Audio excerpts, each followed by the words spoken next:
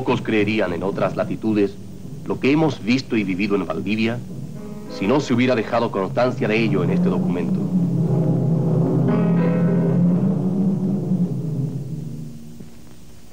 Era la más bella ciudad de la América Austral.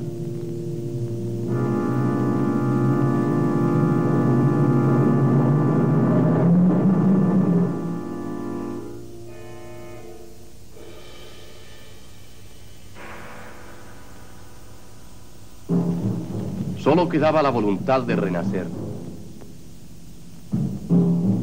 Luego del doble terremoto que destruyó o inutilizó el 80% de sus edificios. Fue un episodio que supera la dimensión del tiempo. El registro del cataclismo en la imagen y la descripción cronológica de lo que sucedió después quedaron fuera de la actualidad. Están por triste derecho en la historia.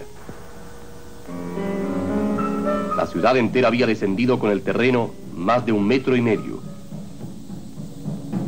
Quien no conociera los paseos ribereños antes del hundimiento, apenas podría imaginárselos.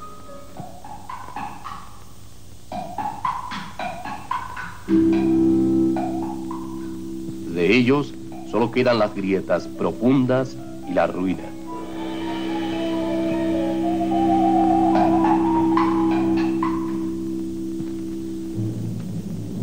En todos los lugares donde los antiguos esteros o los brazos del río fueron rellenados con propósitos urbanos, las casas se desmoronaron sobre sus cimientos. Solo se salvaron los edificios asentados en terreno firme o anclados por debajo de los materiales sueltos.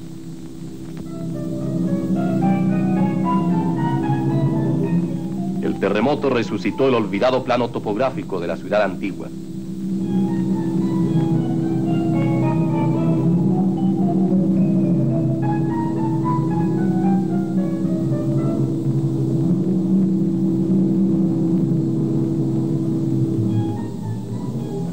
Pronto tuvo el mundo entero noticia de la catástrofe y se tendió de inmediato el puente aéreo que permitía traer a Valdivia auxilios del resto del país y del mundo entero.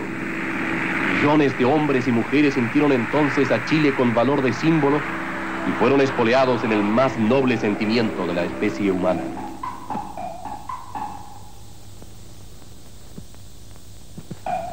Quienes llegaban de todas partes para mitigar en la medida de sus fuerzas el dolor y la desazón de los valdivianos, apenas podían dar crédito a la realidad. Las pérdidas de vidas no guardaban relación con la magnitud del cataclismo. El terremoto se había producido a las 3 de la tarde de un luminoso domingo de otoño y 15 minutos antes puso en guardia a los valdivianos con un temblor muy fuerte. Los terremotos de Valdivia han sido los de mayor intensidad que registra la historia sísmica del mundo. En la escala que tiene como tope la cifra 12 para la destrucción total, el tremendo movimiento de tierra se repitió en 2 sacudidas inmediatas con grado 11. 10 provincias chilenas sufrieron en una semana 9 terremotos seguidos. La cuantía de los daños materiales era inconmensurable.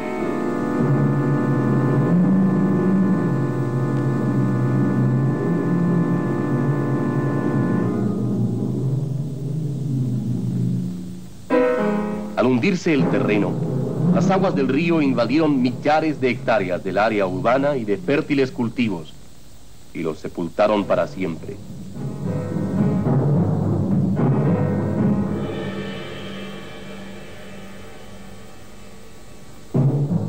Cambió la topografía. Desaparecieron jardines y prados. Las calles ribereñas quedaron cubiertas de agua.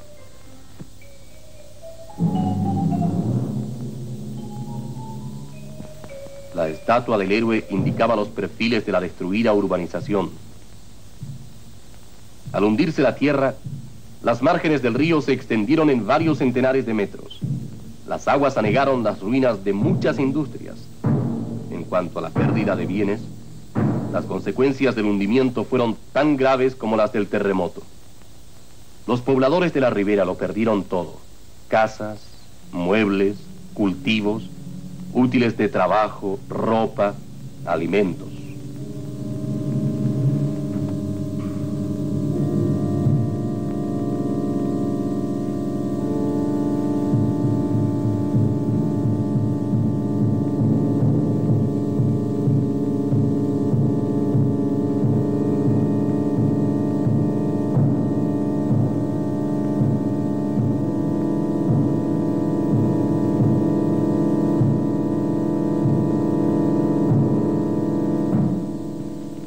puentes que dan estilo a la ciudad se retorcieron. Los pilares se desplomaron y al desplazarse las estructuras, se desprendieron enteros de sus terraplenes de acceso.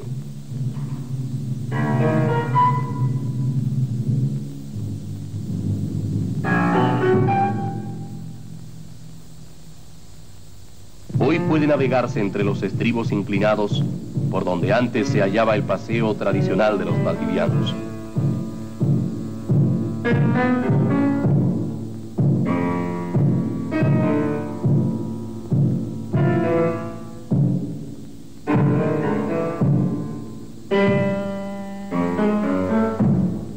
Era una ciudad incorporada al río. El pujante desarrollo industrial estaba enmarcado por un paisaje urbano que era orgullo de los hombres del sur. El cataclismo produjo corrimientos asombrosos.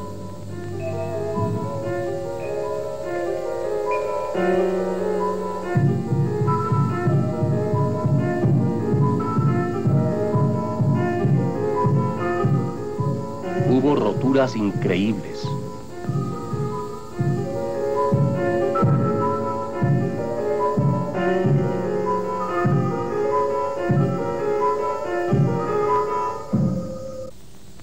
Todo el sur de Chile vivía aquellos días agobiado por la dimensión de la tragedia, sobresaltado por la constante repetición de los temblores y al mismo tiempo conmovido por la generosa ayuda del mundo entero. A las tierras y ciudades convulsionadas llegaron de inmediato representantes de numerosos organismos internacionales, además de los portadores de medicamentos, comida, ropa. Muchos enfermos, mujeres y niños, fueron trasladados a lugares menos movedizos por tierra, mar y aire. Porque esta ciudad de 80.000 habitantes se había quedado en pocos minutos sin habitación para más de un tercio de ellos, sin luz, sin teléfonos, sin agua potable, sin alcantarillado. Los problemas eran tremendos y urgentísimos. Había que alojar a los desposeídos y rehacer la vida urbana en una ciudad destrozada. Las murallas amenazaban inminentes derrumbes con los sucesivos movimientos de la tierra o el desmoronamiento provocado por las lluvias incesantes. Para quienes lo habían perdido todo, cualquier cosa rescatada de la ruina y la inundación, por dañada e inútil que fuera, tenía valor inapreciable. La inclemencia del invierno anticipado, las dificultades y los riesgos no constituían obstáculos valederos en el empeño. La cuantía de los destrozos era de tal magnitud que los escombros podían extraerse utilizando procedimientos industriales.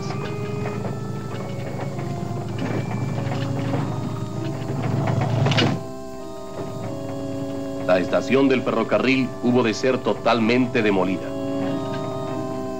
Y la lucha para completar la destrucción tenía ribetes monstruosos.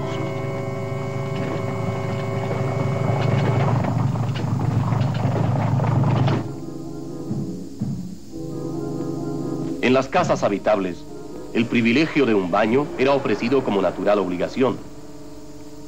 La vida en Valdivia renacía a poco. Era una prueba admirable de la capacidad del ser humano para adaptarse a cualquier circunstancia. Se habían tomado medidas inmediatas para eliminar los peligros de las epidemias.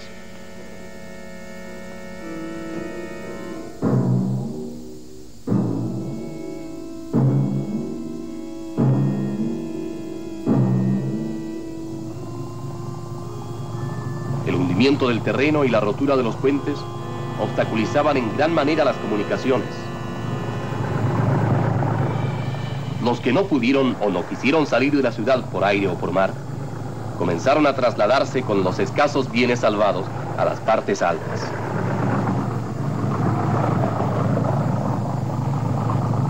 Para el pueblo chileno, el amigo y el compadre son verdaderas instituciones que durante los días de aflicción representaron una actitud general noblemente compartida. El camino de acceso al aeropuerto había sido cubierto por las aguas. durante la marea alta era necesario utilizar vehículos especiales para pasar los vados.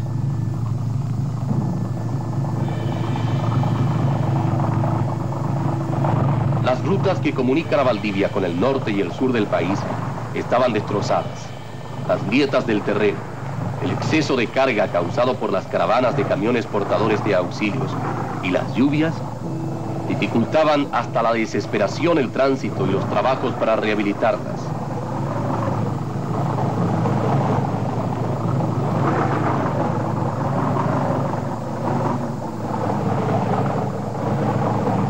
Hacia la costa, distante 15 kilómetros de Valdivia, el reguero de muerte y destrucción del maremoto se sumaba a la ruina del cataclismo terrestre.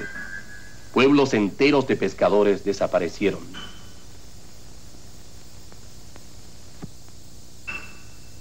La ola gigantesca dejó en pie solo algunas bambalinas.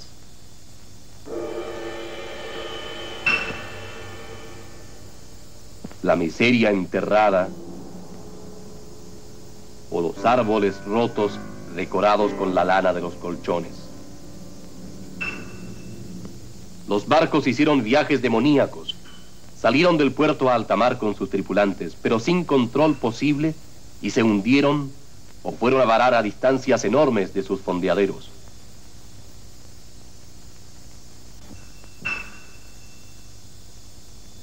Además de activo puerto, Corral era lugar de veraneo y paseo favorito de los valdivianos. El maremoto convirtió la mayor parte del pueblo en rasante reguero de promiscuos despojos.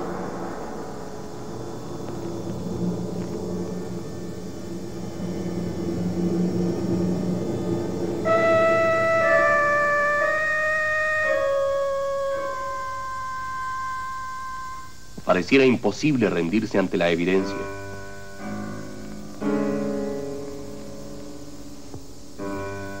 Solo cabe relacionar la fuerza desatada del mar con el poder de la bomba atómica.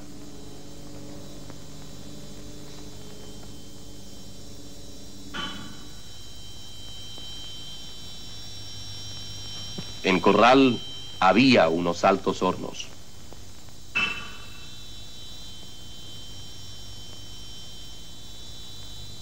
A más de 8 metros de altura se incrustaron restos de los barcos que se hallaban anclados en la bahía y ramas llegadas de quién sabe dónde.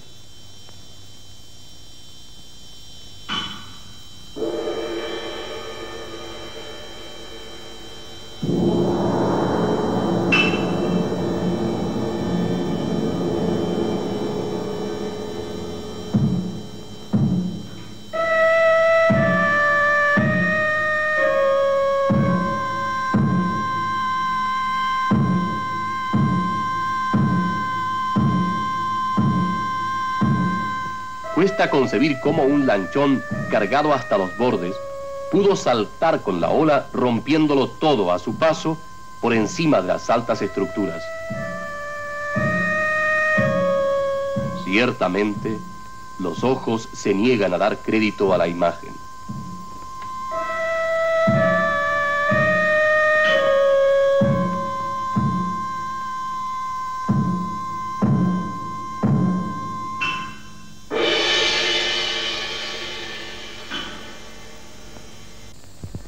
Sin embargo, no se habían desquiciado los ánimos de los más, cuando algunos empezaban a encofrar los cimientos entre la ruina. El correo de Valdivia confirmaba la noticia. El cauce del río San Pedro había sido obstruido por 3 derrumbes que cerraban el desagüe de una inmensa cuenca fluvial y lacustre.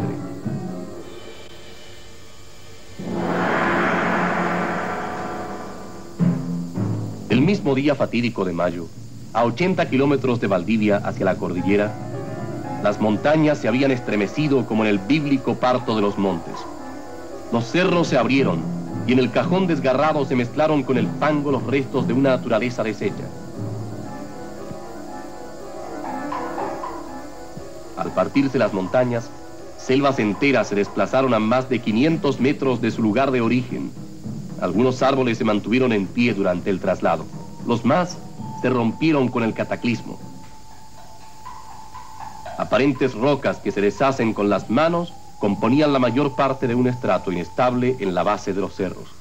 Era una extensa capa de tierra acuosa sobre la cual resbalaron con el sismo montañas y mesetas. El desagüe del lago Riñihue tiene la forma de un embudo. La primera obstrucción se produjo a 2 kilómetros de la salida. Este taco tenía 350 metros de largo y 300 de ancho. Cuando las aguas sobrepasaran los 17 metros de su menor altura, lo destruirían y arrastrarían de inmediato. El segundo taco tenía una longitud de 700 metros y un ancho de 500. Una vez sobrepasado, también deberían arrastrarlo en pocas horas y formar con él un verdadero ariete en su ataque al taco tercero. El último era el más grande y peligroso. Tenía 2 kilómetros de largo y más de 1 de ancho. La parte baja del derrumbe, por donde debería irrumpir el agua y formarse el alud, era la más heterogénea y suelta. La tierra acuosa quedó en la superficie de los derrumbes, convertida en masa blanda de barro que las lluvias hacían aún más profundo y pegajoso. Por cruel ironía, cobraba actualidad la vieja relación del cronista Mariño de Lovera. Como consecuencia del terremoto de 1575, el desagüe del lago Riñihue se había cerrado exactamente en el mismo lugar. Valdivia era ya entonces una importante plaza fortificada. El agua almacenada irrumpió sobre los tacos, los arrastró en pocas horas y con los restos multiformes por delante, arremetió contra la naciente población, destrozándola. Miles de pobladores de las zonas vecinas perecieron ahogados y las casas que no se destrozaron con el choque fueron a parar al mar. Valdivia, arruinada antaño por el cataclismo, por los indios, por las hambrunas, por la peste, por el fuego, ahora estaba condenada de nuevo a desaparecer. El agua para lavarse y para cocinar se recogía de cualquier parte. El terremoto había partido en millares de pedazos las cañerías de agua potable y los tubos del alcantarillado. La ciudad se quedó súbitamente sin servicios higiénicos de ninguna clase.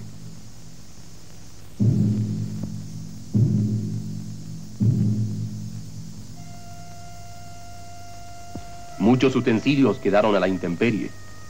Los niños comenzaron pronto a habituarse a la desoladora circunstancia. Todo estaba lleno para ellos de sorpresas e inquietudes. A los grandes problemas de arrastre se sumaba la urgencia de los presentes. Albergues peregrinos se hicieron habituales. Un barco varado puede convertirse con facilidad en habitación colectiva.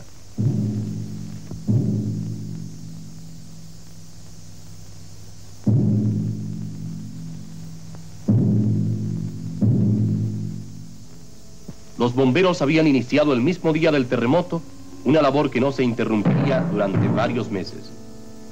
La vida en Valdivia estaba condicionada por el exceso de agua. Agua por la inundación de los barrios hundidos. Espanto al agua por el recuerdo espectral del maremoto. Agua reiterada en forma agobiadora por las incesantes lluvias. Y ahora, más, mucha más agua por el desborde del lago. Sin embargo, no había agua para beber, para cocinar, ni para los baños.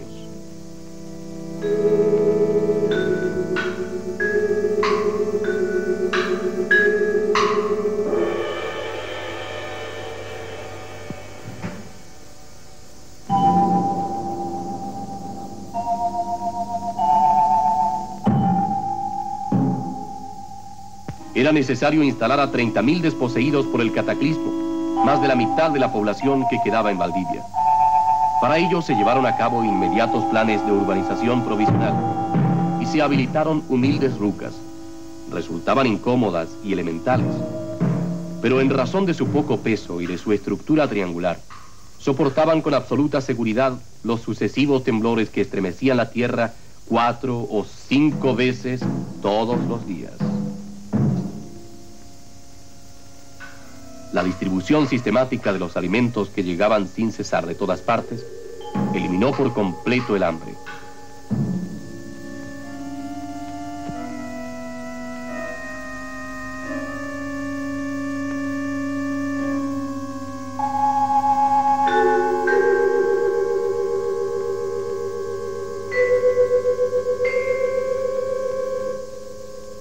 Desde los diversos almacenes de depósito se repartían víveres para quienes disponían ya de algún lugar seguro donde cobijarse. Caravanas de camiones, barcos repletos, aviones en ininterrumpida actividad, traían constantemente a Valdivia auxilios de los 5 continentes. Pocas veces un pueblo en desgracia se sintió tan acompañado. Chile contrajo entonces una deuda de gratitud que no podrá pagar jamás. En los derrumbes se habían llevado a cabo, mientras tanto, los estudios técnicos que permitieran conjurar la amenaza del lago. Se decidió construir canales a la menor altura que permitiera el ritmo de subida del lago, con el objeto de evacuarlo antes que rebasara por encima de los tacos. El trazado y realización de los canales en los tacos 1 y 2 no presentaba grandes dificultades. En el taco 1 la excavación podía ser pequeña. En el canal del taco 2 se podía trabajar con cierta seguridad hasta lograr un ancho en la base de 4 metros.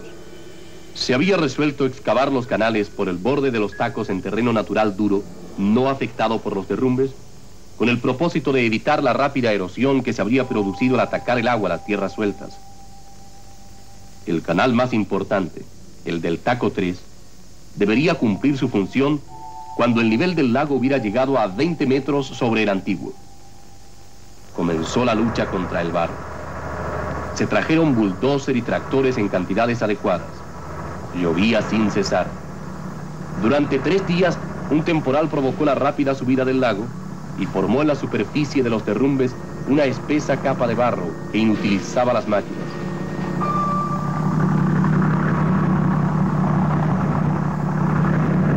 Se gastaba mucho más tiempo en desembancar las palas que en empujar las pegajosas paredes de fango.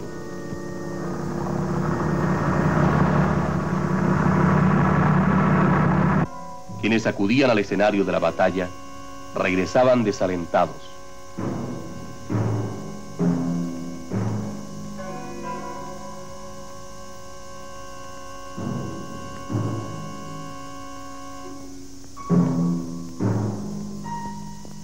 La noticia produjo en Valdivia gran alarma.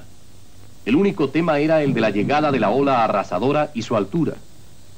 Algunos apostaban que la luz atacaría a Valdivia con 8 metros de altura. Otros creían que la ola llegaría a 15 metros y destruiría la mayor parte de la ciudad.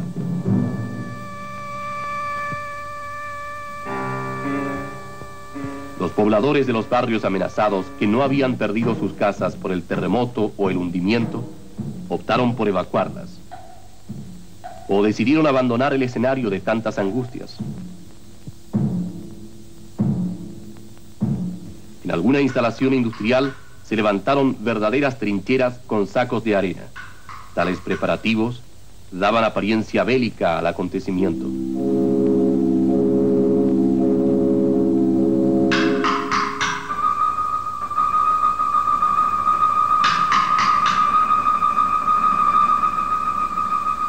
Delante de los sacos se llenaron grandes cajones con piedras para aminorar los efectos del choque.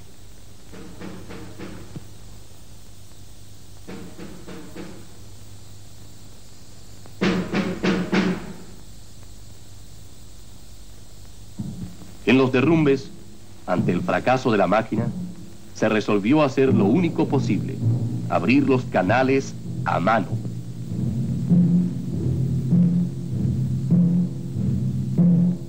Era necesario labrar una gradería en el barro líquido.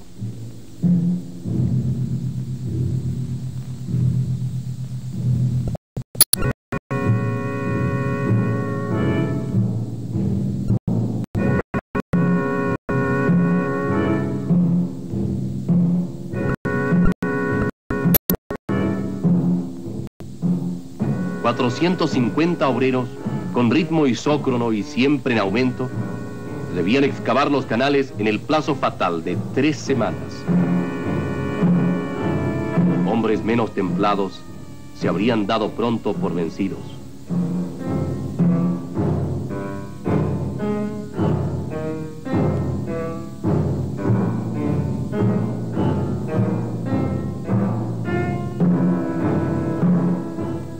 Los Los campesinos que vivían a orillas del lago Riñihue veían impotentes cómo el agua cubría palmo a palmo las casas. El nivel subía 30 o 40 centímetros todos los días.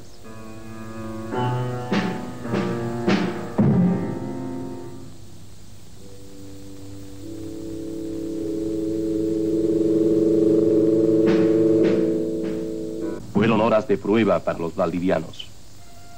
De ellas salieron victoriosas sus mejores virtudes: la resolución de hacer frente a la circunstancia y la tranquilidad que en otros lados suponían con fundamento turbada.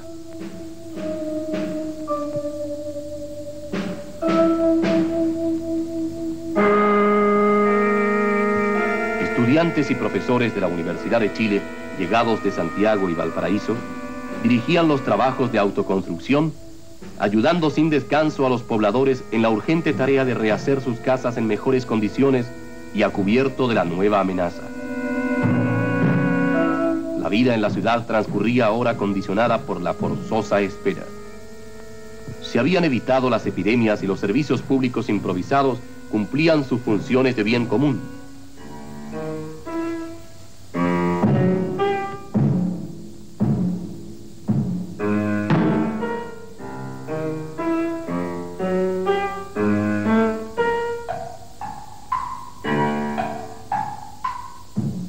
En las rucas, mientras los mayores efectuaban las más diversas tareas, los niños se habían adaptado a los cambios de situación y de hábitos.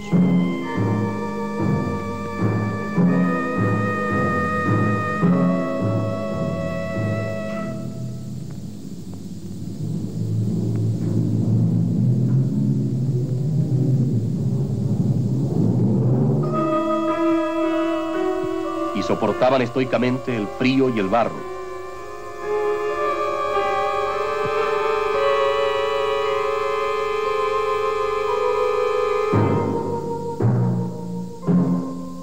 Las gentes confiaban en el esfuerzo mantenido de los hombres del Riñihue.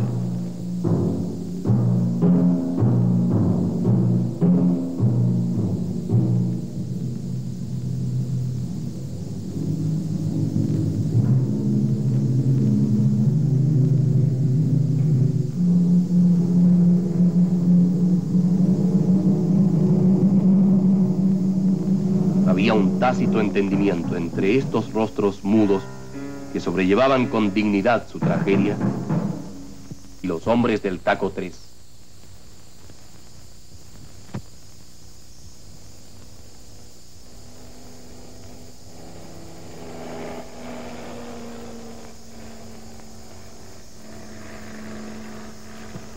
Luego de un precario descanso, en cada turno se atacaba el trabajo con nuevos bríos. Los técnicos y los obreros habían terminado los canales de los tacos 1 y 2. En el taco 3 seguía profundizándose la gradería trabajosamente excavada con la cadena del barro. Cuando las condiciones del terreno lo permitían, el fango acumulado por los paleros en los bordes del canal era depositado en recipientes, que luego los tractores extraían desde la tierra firme y vaciaban sin riesgo de que escurriera de nuevo hacia el surco. Las obras avanzaban de acuerdo con los cálculos previstos. Había una parte peligrosísima. Todo un tramo de 50 metros estaba constituido por arena proveniente de una antigua quebrada. Los materiales sueltos creaban grandes dificultades para dirigir a través de ellos el escurrimiento de las aguas. Se protegió mediante un sólido enmaderado que evitara, al producirse los derrumbes con la erosión, las consiguientes obstrucciones del canal. Había transcurrido más de un mes desde que los tractores iniciaron la lucha contra el barro. El nivel del lago se hallaba ya a 13 o 14 metros sobre la antigua orilla. Los pobladores comprobaban cada amanecer cómo desaparecían sus casas, las tiendas, los hoteles de turismo, la estación del ferrocarril.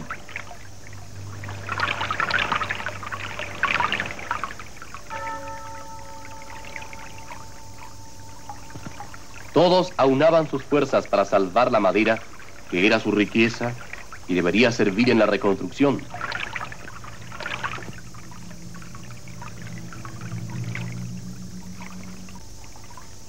habían dado órdenes reiteradas de evacuar todas las zonas que serían anegadas. Unos se resistían. Otros aceptaban el sacrificio con resignación.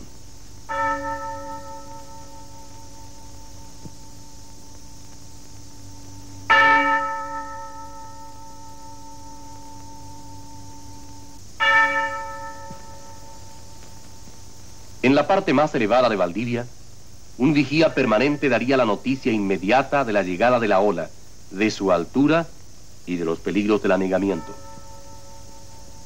Desde hacía tiempo se habían dado a conocer las proyecciones de la futura inundación, los niveles a los cuales podría llegar el agua y los lugares destinados a recoger a los habitantes de los barrios amenazados. Los sistemas de auxilio y rescate estaban listos. Mediante una vasta red de comunicaciones, se informaba a cada instante acerca de la marcha de los trabajos y de las necesidades de la evacuación. Los helipuertos mantenían alertas sus sistemas de control. En las poblaciones se multiplicaban los esfuerzos para paliar en las mentes de los niños la magnitud del cataclismo pasado y el clima creado por la amenaza del lago.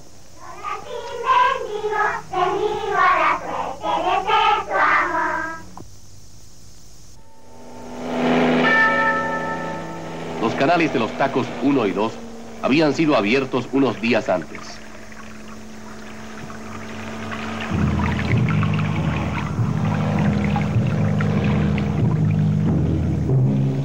Las experiencias ganadas serían de gran utilidad.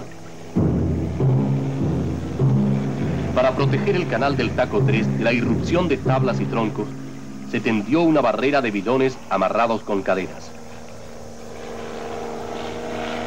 Había llegado el momento de abrir el canal.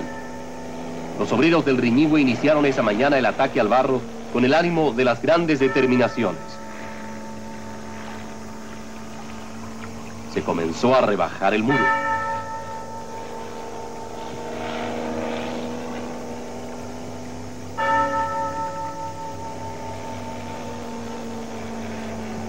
Era un día solemne que justificaba ciertamente el recuerdo de los compañeros de jornada. El lago se hallaba a 20 metros sobre su antiguo nivel. Durante la semana anterior había llovido poco. Era forzoso decidirse, aunque la fuerza de arrastre del agua fuera mínima al principio. Se comunicó a Valdivia la noticia. Fueron minutos de gran tensión.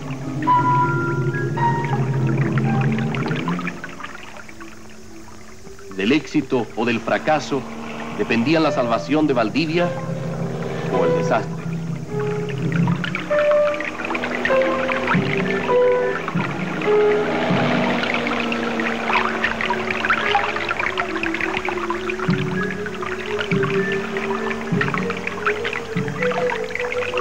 Se había completado la larga etapa teórica y preparatoria de un mes y medio. Todos sabían que ahora sería necesario agotar las reservas porque los días venideros exigirían multiplicar el esfuerzo y hacer frente a incontables incógnitas. La atención estaba centrada en la zona arenosa que protegía el enmaderado. En todo el tramo de los 50 metros peligrosos debía realizarse un trabajo doble y simultáneo. De una parte, remover con utensilios adecuados los sectores en los cuales el escaso poder de arrastre inicial del agua no fuera capaz de profundizar en forma homogénea el canal. De otra, sacar las tablas en los lugares donde la erosión fuera más activa para evitar que al soltarse y caer al fondo produjeran obstrucciones. Constantemente se medían los resultados del trabajo y se determinaban los puntos donde era necesario activarlos.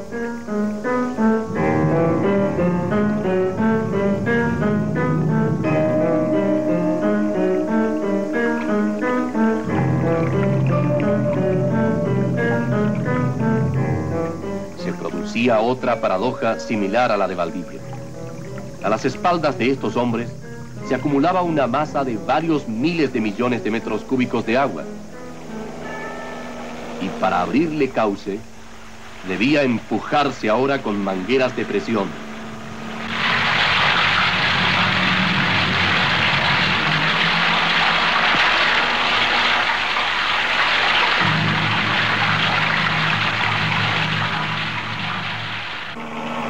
Aunque los resultados no compensaran a la postre el esfuerzo, en quienes lo compartían crecía la conciencia del valor en la respuesta al gran desafío.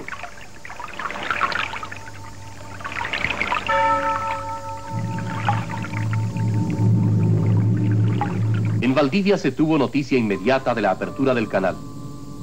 Algunos de los pobladores de los barrios amenazados habían postergado el cumplimiento de las instrucciones de evacuación.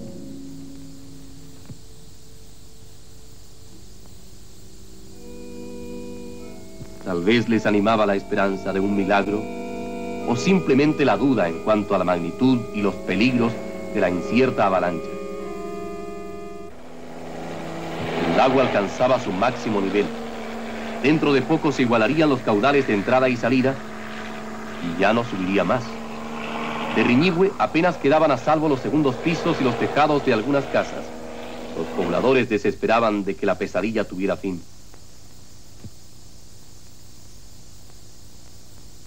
En el canal, a medida que aumentaba la corriente, las diferencias en la constitución del terreno originaban desniveles que el agua profundizaba por momentos.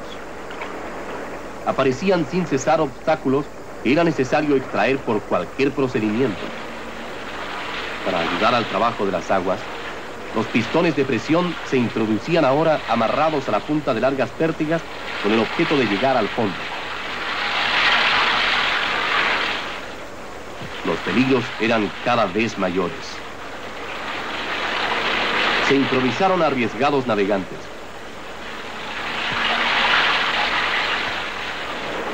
Los cambios de procedimiento determinaban contrastes paradojales. Durante casi 2 meses, no se había hecho otra cosa que sacar tierra y barro para excavar el canal. Ahora, para ensancharlo más, se le arrojaba tierra. La corriente arrastraría sin dificultad. La resistencia a la erosión de los terrenos duros hacía que el agua profundizara las diferencias de nivel. Se perfilaban cada vez con mayor claridad los términos de la solución que técnicos y obreros se habían propuesto dar al problema.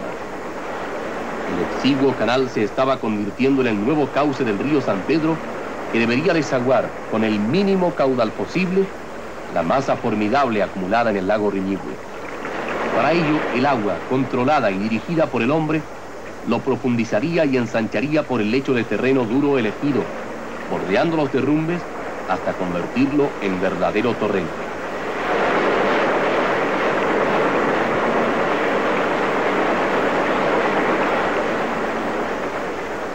A medida que se aproximaba el desenlace, los cambios en el sistema estaban determinados por la fuerza en aumento del caudal. En las zonas de mayor resistencia se introdujeron tubos de acero de más de 2 metros de largo para llegar al nivel de las aguas con poderosas cargas de dinamita.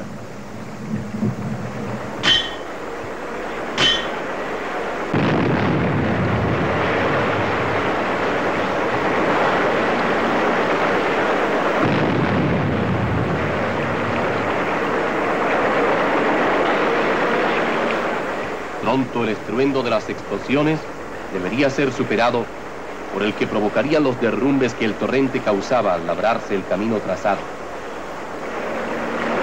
Por momentos, las energías se concentraban en la tarea de ensanchar el canal. De esta manera, se multiplicaban los efectos del ataque natural a los taludes.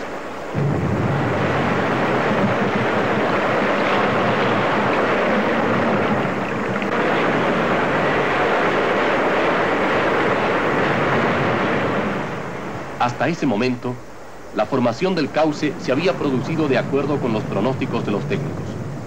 El torrente bordeaba los derrumbes por terreno firme.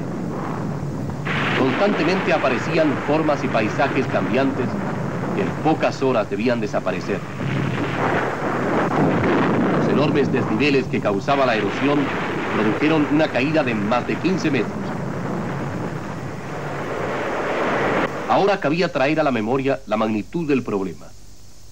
El reducido espacio que quedaba entre los derrumbes y la ladera sur del antiguo cajón se convirtió en el nuevo vertedero del río San Pedro. Al llegar a su caudal máximo, se estabilizó entre 6.000 y 7.400 metros cúbicos por segundo.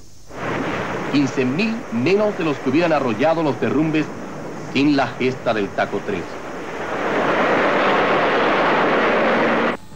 En el comedor del campamento, la risa y la anécdota festiva desplazaban por primera vez durante 2 meses al ceño fruncido.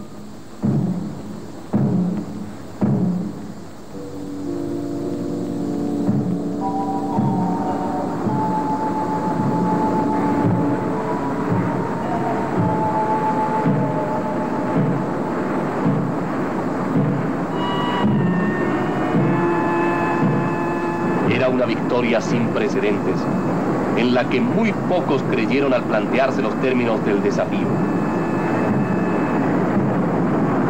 Los últimos obreros abandonaron la faena.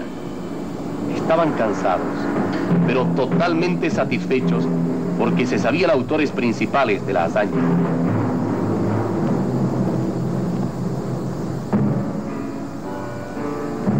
Los pobladores de la región amenazada sabían que el caudal del río San Pedro no aumentaría más. Y los controles postreros se realizaban como grata confrontación de los resultados. Los oficiales de la Fuerza Aérea, que habían aportado desde el primer día elementos fundamentales al triunfo, controlaban la bajada del torrente y sus efectos. Las aguas del lago se atropellaban por la parte encajonada del río.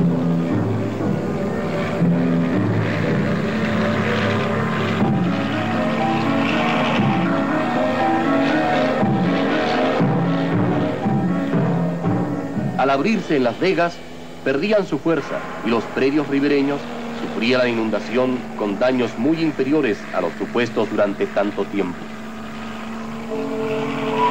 Las masas no llegaban al pueblo de los lagos en forma de ola irrefrenable, sino en lenta y uniforme riada.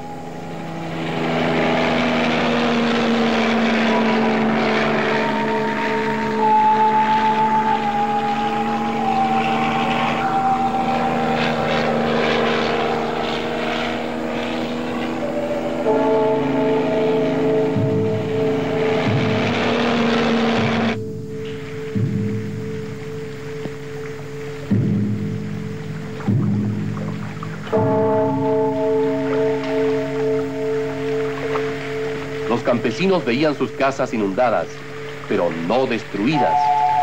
De varios miles, solo 50 se perdieron. Pronto se confirmó la veracidad de la noticia. El agua no sobrepasaría el nivel máximo ya alcanzado. Desde la atalaya de Valdivia podía apreciarse la cuantía de la inundación.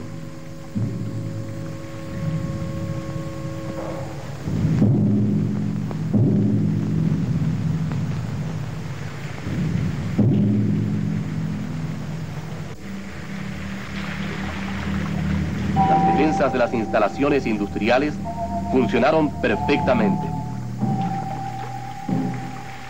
Gran parte de la ciudad se halla a muy poca altura sobre el nivel del río. Algunos barrios se inundaron. A pesar de las precauciones tomadas, fue necesario rescatar a última hora los muebles que no fueron sacados a tiempo. Las calles se convirtieron en verdaderos canales.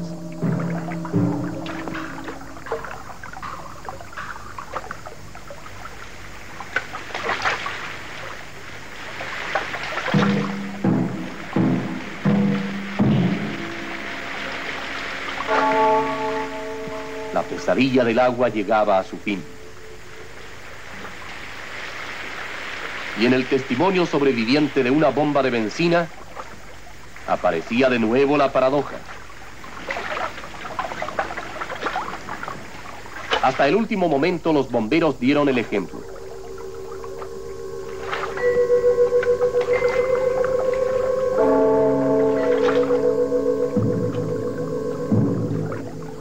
más de algún inocente había quedado solo.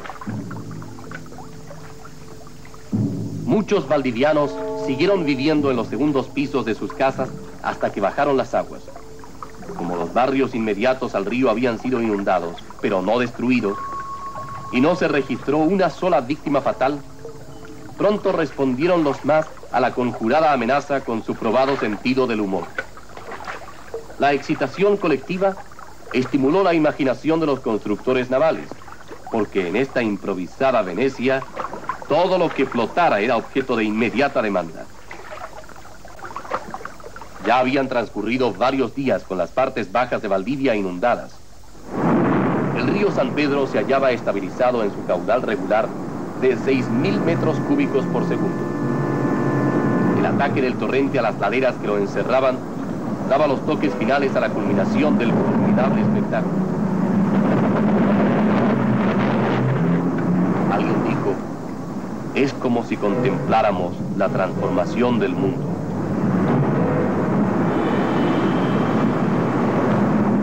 Los derrumbes que ahora sufrían los cerros eran de índole muy distinta a los que causara el terremoto y provocara la dinamita. Las piedras revueltas con los gigantescos árboles muertos que se agitaban con las raíces al aire semejaban a la distancia las víctimas de la venganza del lago vencido.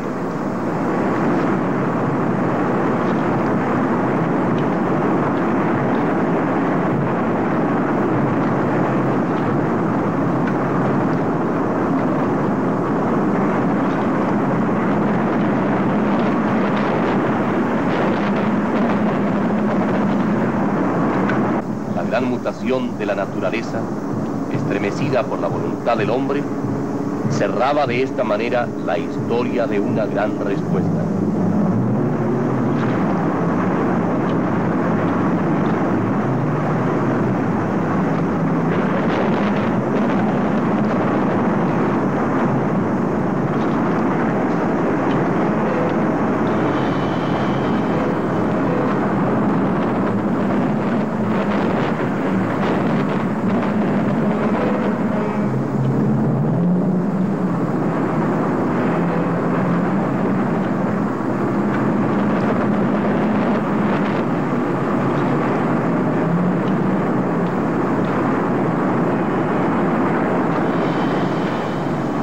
Así como don Alonso de Ercilla hiciera de su poema una crónica, podemos glosar como colofón a este documento: es relación sin corromper sacada de la verdad, cortada a su medida.